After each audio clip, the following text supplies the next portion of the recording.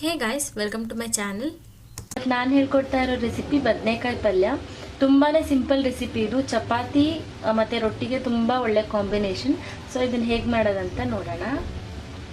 ಮೊದಲಿದಕ್ಕೆ 1 table spoon ಅಷ್ಟು ಎಣ್ಣೆ ಹಾಕ್ಕೊಳ್ಳಿ.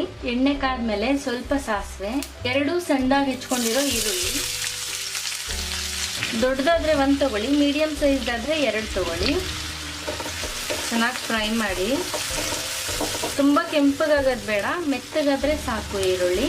ಈಗ ಇದಕ್ಕೆ 1 ಮೀಡಿಯಮ್ ಸೈಜ್ದು ಟೊಮ್ಯಾಟೊ ತೊಗೊಂಡಿದ್ದೀನಿ, ಸಣ್ಣದಾಗಿ ಹೆಚ್ಕೊಂಡಿದ್ದೀನಿ. ಇದನ್ನು ಟೊಮ್ಯಾಟೊ ಕೂಡ ಸ್ವಲ್ಪ ಮೆತ್ತಗಾಗೋವರೆಗೂ ಫ್ರೈ ಮಾಡ್ಕೊಳ್ಳಿ. ಈಗ ಇದಕ್ಕೆ 1/4 ಸ್ಪೂನ್ ಅಷ್ಟು ಅರಿಶಿಣದ ಪುಡಿ, ಸ್ವಲ್ಪ ಉಪ್ಪು, ಇದೆರಡು ಹಾಕ್ಬಿಟ್ಟು ಚೆನ್ನಾಗಿ ಮಿಕ್ಸ್ ಮಾಡ್ಕೊಳ್ಳಿ. ಬದನೆಕಾಯಿನ ಸಣ್ಣದಾಗಿ ಹೆಚ್ಕೊಂಡಿದ್ದೀನಿ. ಇದು ವಾಂಗಿಬಾತಲ್ಲಿ ಯೂಸ್ ಮಾಡ್ತೀರಲ್ಲ ಆ ಬದನೆಕಾಯಿ, ಹೆಚ್ಚಿಬಿಟ್ಟು ನೀರಲ್ಲಿ ಹಾಕಿಟ್ಕೊಳ್ಳಿ, ಇಲ್ಲ ಕಪ್ಪಗಾಗ್ಬಿಡತ್ತೆ. ಈಗ ಇದಕ್ಕೆ ಬದನೆಕಾಯಿ ಹಾಕ್ಕೊಳ್ಳಿ. ನಾನು ಹತ್ತತ್ರ 4 ಬದನೆಕಾಯಿ ತೊಗೊಂಡಿದ್ದೀನಿ. ಇವಾಗ ಇದನ್ನು ಚೆನ್ನಾಗಿ ಮಿಕ್ಸ್ ಮಾಡ್ಕೊಳ್ಳಿ. ಎಲ್ಲ ಚೆನ್ನಾಗಿ ಮಿಕ್ಸ್ ಮಾಡಿಕೊಂಡು ಇದನ್ನು ಕ್ಲೋಸ್ ಮಾಡಿಬಿಟ್ಟು ನೀವು 4 ನಿಮಿಷ ಇದನ್ನು ಚೆನ್ನಾಗಿ ಬೇಯಿಸ್ಕೊಳ್ಳಿ. ಆವಾಗ ಬದನೆಕಾಯಿ ಮೆತ್ತಗಾಗುತ್ತೆ ಸ್ವಲ್ಪ. ಬದನೆಕಾಯಿ ಆಲ್ಮೋಸ್ಟ್ 75% ಅಷ್ಟು ಬೆಂದಿದೆ.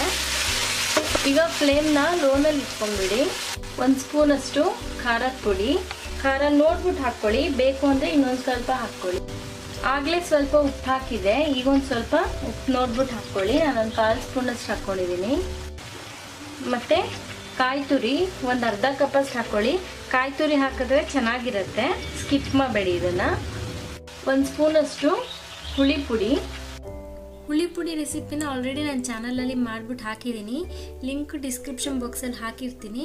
ಈ ಹುಳಿ ಪುಡಿನ ಈ ಥರ ಪಲ್ಯಗಳಲ್ಲಿ, ಸಾರಲ್ಲಿ ಯೂಸ್ ಮಾಡ್ಕೋಬೋದು. ಸೊ ಮಾಡಿ ಇಟ್ಕೊಳ್ಳಿ, ಫ್ರಿಜ್ನಲ್ಲಿ ಸುಮಾರು ದಿನ ಇರುತ್ತೆ. ಇದನ್ನ ಎಣ್ಣೆನಲ್ಲಿ ಕೂಡ ಬೇಯಿಸ್ಕೋಬೋದು, ಹೀಗೆ ಬೇಯುತ್ತೆ ಇದು. ಸ್ವಲ್ಪ ಗ್ರೇವಿ ಟೈಪ್ ಬೇಕಂದ್ರೆ ಸಣ್ಣ ಲೋಟದಲ್ಲಿ ಅರ್ಧ ಲೋಟದಷ್ಟು ನೀರು ಹಾಕ್ಬಿಟ್ಟು ಮಿಕ್ಸ್ ಮಾಡ್ಕೊಳ್ಳಿ. ಈಗ ಇದನ್ನ ಕ್ಲೋಸ್ ಮಾಡಿಬಿಟ್ಟು ಮತ್ತೆ 3ರಿಂದ 4 ನಿಮಿಷ ಬದನೆಕಾಯಿ ಬೇಯಬೇಕು, ಅಲ್ಲಿವರೆಗೂ ಬೇಯಿಸ್ಕೊಳ್ಳಿ. 3 ನಿಮಿಷ ಆಗಿದೆ, ಪಲ್ಯ ರೆಡಿ ಇದೆ. ಇವಾಗ ಒಂದ್ಸರಿ ಮಿಕ್ಸ್ ಮಾಡ್ಕೊಂಬಿಡಿ. ತುಂಬಾನೇ ಸಿಂಪಲ್ ರೆಸಿಪಿ, ತುಂಬ ಟೇಸ್ಟಿಯಾಗಿ ಕೂಡ ಇರುತ್ತೆ. ಸೊ ಟ್ರೈ ಮಾಡಿ ಮನೆಯಲ್ಲಿ. ಈ ವಿಡಿಯೋ ನಿಮ್ಗೆ ಇಷ್ಟ ಆಗಿದ್ರೆ ಲೈಕ್ ಮಾಡಿ, ಕಮೆಂಟ್ ಮಾಡಿ, ಹಾಗೆ ಸಬ್ಸ್ಕ್ರೈಬ್ ಆಗೋದನ್ನ ಮರಿಬೇಡಿ. Thank you for watching this video.